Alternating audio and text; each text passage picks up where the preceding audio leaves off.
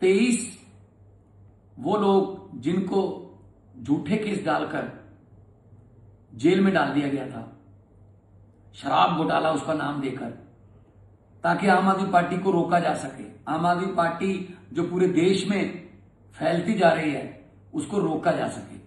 आज उसका फैसला आया है और सबको बरी कर दिया गया है। सच का सूरज निकला है। रात अगर लंबी हो जाए इसका मतलब ये नहीं कि सूरज मर गया। सूरज निकलता है, सच का सूरज हमेशा निकलता है।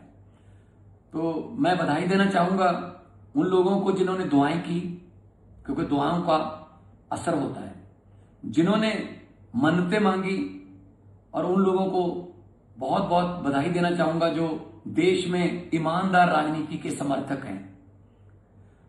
आज कोर्ट ने फैसला सुनाया तो उसके बाद सीबीआई की कार्यशैली पर क्वेश्चन मार्क उठने लगे हैं।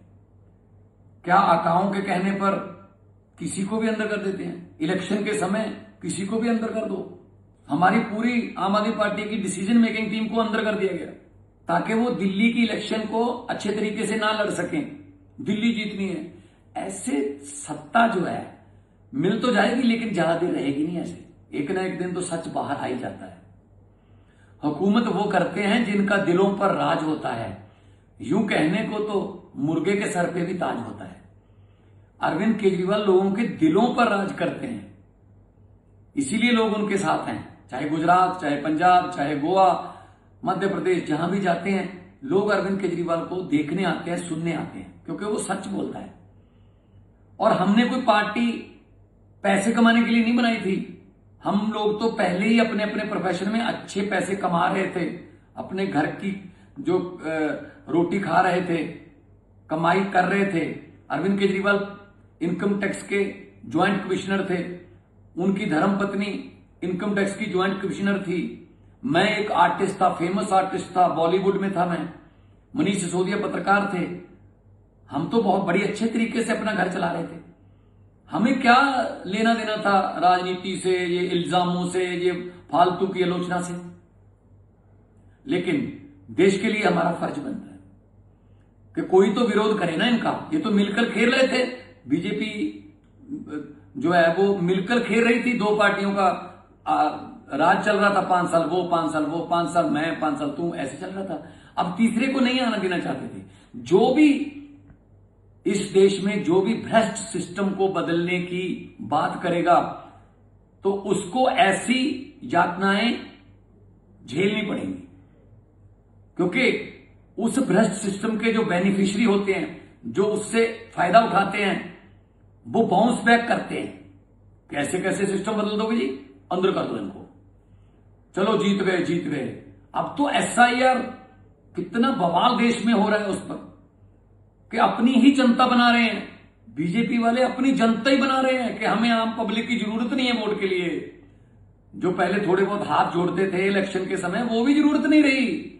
हरियाणा में वोट डलवाकर 5 दिन के बाद महाराष्ट्र में वोट रखे, उनको रेलगाड़ियों में भरकर महाराष्ट्र ले जाओ। महाराष्ट्र के बाद बिहार के वोट रखो, वहां बिहार में ले जाओ, बिहार से असम ले जाओ। अपनी ही जनता लेके घूम रहे हैं देश में। ये लोकतंत्र के लिए बहुत ही खतरनाक है। मोदी साहब, अमित शाह जी, आप सत्ता चाहते हो, राज करना चाहते हो, खुशी से करिए, लेकिन देश की समस्याओं को हल करके लोगों का दिल जीत कर वोट लीजिए। दिल जीत कर खुद जीतिए। बिजली की समस्या पूरे देश की, बेरोजगारी पूरे देश की सबसे बड़ी समस्या, गरीबी, महंगाई, शिक्षा, स्कूलों का बुरा हाल है, सड़कें, इंफ्रास्ट्रक्चर, उसकी कोई बात नहीं करता। आप लोग नफरत की, धर्म की, और इसकी पार्टी तोड़ दो, इसका निशान ले लो, इसकी पार्टी का निशान फ्रीज कर दो, चुनाव चिन्ह छीन लो, पहले इल्जाम लगा दो 17,000 करोड़ का, फिर उसके बाद उस बंदे को डिप्टी सीएम बना दो, अपनी जो वॉशिंग मशीन है उसमें धुल गया वो, अब ठीक हो गया है। मतलब हद है। ऐसे विश्व गुरु बनोगे क्या?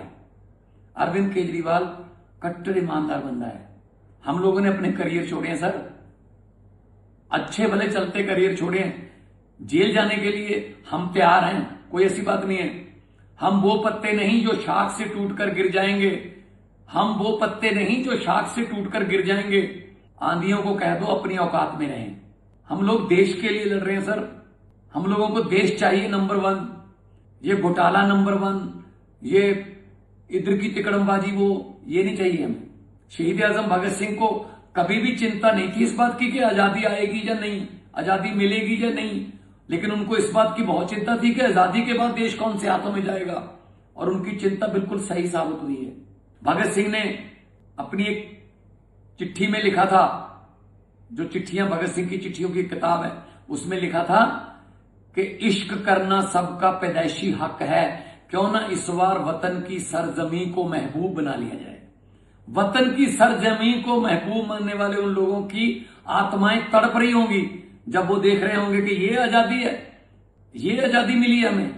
रिश्वत चल रही है, करप्शन चल रही है, कचहरियों में लोग धक्के खा रहे हैं, खज्जल खुआर हो रहे हैं, कोई नहीं पूछता। नौकरी के लिए पैसा, पेपर लीक हो रहे हैं, पता नहीं कौन कौन से जो बच्चे हैं वो कौन कौन से हालातों से निकल के पढ़ रहे हैं, लेकिन पता चलता है एक रात पहले पेपर लीक हो गया, बड़े बंदे पेपर खरीद के ले गए और नौकरियां भी ले गए। ये अच्छा नहीं है मोदी जी, ये अच्छा नहीं है अमित शाह जी। आप लोग देश चला रहे हो, लेकिन जिस तरीके से चला रहे हो उस पर आपत्ति है। आप दबंगई तरीके से देश को चला रहे हो, डेमोक्रेटर बन गए हो आप, डेमोक्रेटिक तरीके से चुने हुए डिक्टेटर। ये अच्छा नहीं है।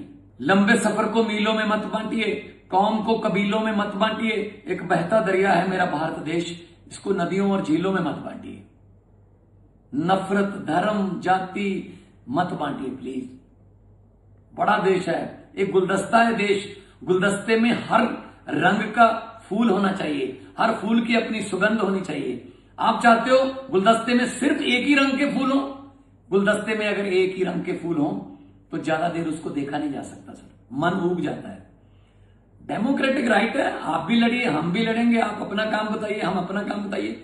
दिल्ली में 30,000 करोड़ का बजट था जब अरविंद केजरीवाल जी ने सरकार संभाली। तो जब तक 2025 में आप आए तब तक 66,000 करोड़ का बजट हो चुका था। बिजली भी दिल्ली में फ्री मिलती थी, स्कूल बहुत अच्छे हो गए, लोग प्राइवेट स्कूलों से बच्चों को निकालकर सरकारी में दाखिल करवाने लगे, सरकारी में भर्ती करवाने लगे।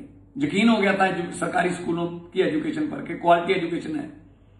अस्पताल, आम आदमी क्लिनिक, मोहल्ला क्लिनिक खुले, और आपने आते ही सारे बंद कर दिए। कि ये कौन आ गया भाई अरविंद केजरीवाल, जो लोगों को उनके हक बता रहा है, जो लोगों को उनके अधिकारों के बारे में बता रहा है, अवगत करा रहा है, उनको जानू करवा रहा है, इसको अंदर करो। और आज सीबीआई का पूरा कच्चा चिट्ठा सामने आ गया और जज साहब ने कहा कि उन अफसरों पर भी कार्रवाई करो जिन्होंने ऐसा केस बनाया, जो बिल्कुल टिक भी नहीं पाया। सो मोदी साहब, आज अरविंद केजरीवाल के जो आंसू निकले हैं वो देश के लिए निकले हैं, वो खुद के लिए नहीं निकले। वो इस देश की बद से बदतर होती जा रही हालत पर निकले हैं। हम इमोशनल बंदे हैं, हम पत्थर दिल नहीं है, लेकिन जब आप ऐसे करते हो किसी के साथ जो सच्चा बंदा हो, और उसके साथ आप ऐसे जब जबरदस्ती जुल्म करते हो, तो फिर दुख होता है। कई बंदे ऐसे भी कोर्टों ने बरी किए हैं जिन पर आपने ऐसे झूठे केस डाले कि वो 10-10 साल जेल में रह के आए हैं, 8 साल जेल में रह के आए। क्या बरी होने के बाद उनके वो 8 साल आप जिंदगी के वापस दे दोगे, उनकी जिंदगी रिवाइंड कर दोगे? ये तरीका अच्छा नहीं है कि इलेक्शन के आसपास जाके बड़े नेताओं को अंदर कर दो, वो बेल के चक्कर में 4-5 महीने निकल जाएंगे, इतने में इलेक्शन निकल जाएगी, हम जीत जाएंगे। डबल इंजन, ट्रिपल इंजन, पता नहीं कौन से इंजन।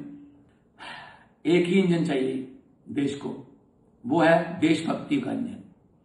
भगत सिंह हमारे इंजन के पुर्जे हैं। तो मैं आज अरविंद केजरीवाल साहब को बहुत बहुत बधाई देता हूं। इनकलाब